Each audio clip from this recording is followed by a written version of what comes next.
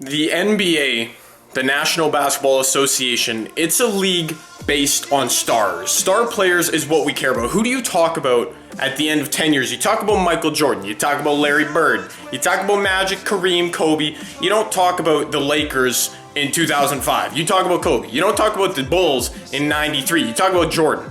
That's the way the NBA is. With the exception of having a really serious hometown commitment to your team, the reason people watch basketball is for star players. And that's exactly why in the back of my videos you see Steve Nash Phoenix Suns, Steve Nash LA Lakers.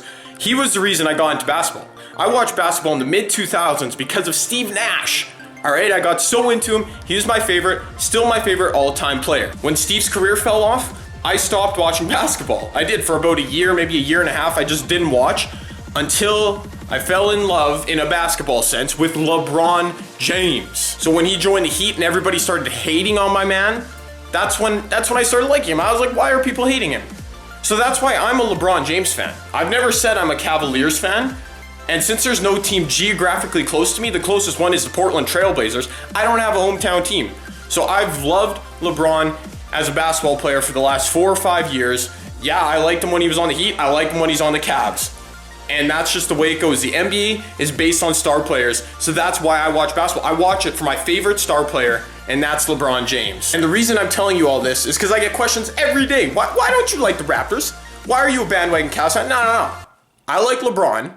I don't see why that's a problem. Maybe I'll even edit in a map that'll show you where I live compared to where the NBA teams are. I live nowhere near the Toronto Raptors. And just because I'm from Canada, it doesn't mean I have to like the Raptors. That's just silly. They live across the country from me. Why am I talking about star players? You know why? Because the NBA is about star players, but the sport of basketball, whether it's the WNBA, college, men's league, or the association, no matter what it is, basketball is a team sport. I was wrong when I predicted this series, okay? The Golden State Warriors team is 10 times better than the Cavaliers team, okay? So I'm sitting here during these games watching Andre Iguodala, Draymond Green, everybody except for Stephen Curry and Klay Thompson destroying the Cavs. And all I see on Twitter is, oh, LeBron, Kobe, that's not even a comparison. Kobe wouldn't let this, MJ wouldn't let... Why is this about LeBron? You know what? Why? The man is averaging a near triple-double, and I'll talk more about him in a second. But why is them losing about LeBron James? Do you realize how good of a team the Warriors are? I didn't before, but I'm seeing it now.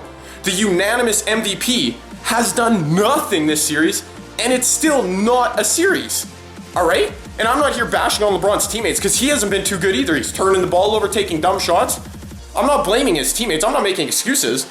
I'm just saying that this isn't LeBron James failing in the NBA Finals. This is his team being like a 6 out of 10 on a scale of teams, and the Warriors being a 12 out of 10.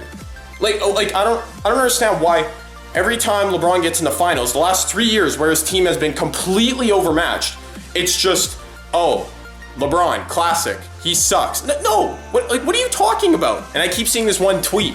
Last year, everybody said with Kyrie and Love, the Cavs would win the championship, this and that, and now look at this year. Well, clearly, people were wrong. But that doesn't mean LeBron has failed because he has Kyrie and Love back. It doesn't. And again, I'm not here to bash on his teammates, but his teammates have been absolutely awful. Like, LeBron's still leading in every single category. Like statistically, their offense has degenerated into LeBron trying to ISO against Andre Iguodala. To me, that has a lot to do with the coaching too. Yeah, Kyrie hasn't stepped up, JR hasn't stepped up, but why is LeBron having to go one-on-one? And everybody just says, well, to win, obviously, LeBron, just has to drop 40. Just drive to the rim, drop 40. Do you people who say that, do you know basketball? Do you realize that Andre Iguodala is a top 5 defender in the league? And that every single player on the Warriors is got their eyes on LeBron at all times, because why worry about Kyrie Irving when he can't catch the ball? Like, LeBron's, you can't just say drive to the rim and score and just have it be automatic. Yeah, he's a beast. Yeah, he's awesome. But do you understand what I'm saying? Andre Iguodala is locked in on D. LeBron's not just going to get a drive to the rim. It's not like he's choosing not to score. I'll defend LeBron, but he hasn't been very good this series. I think he's looked disinterested at times, like he knows they can't win, and I don't think he should do that. But I mean, if you're going to say LeBron shoot the ball every time down the court, well then he's going to shoot 40%, and that's not going to help the team this year.